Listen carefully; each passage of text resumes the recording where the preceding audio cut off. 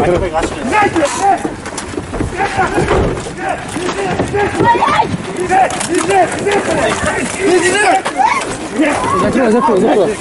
Руки назад, руки назад. Руки назад. Я сотрудник. Он дарткана. Что?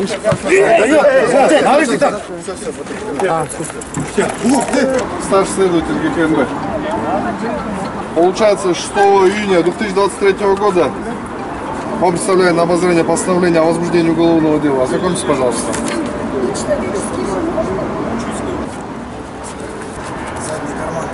Задние карманы пустые. Запрещенные предметы не имеется, да?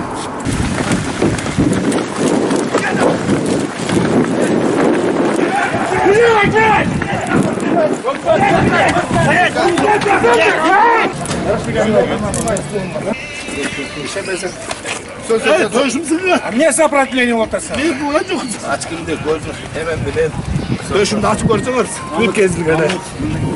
Старший следователь ГКНБ.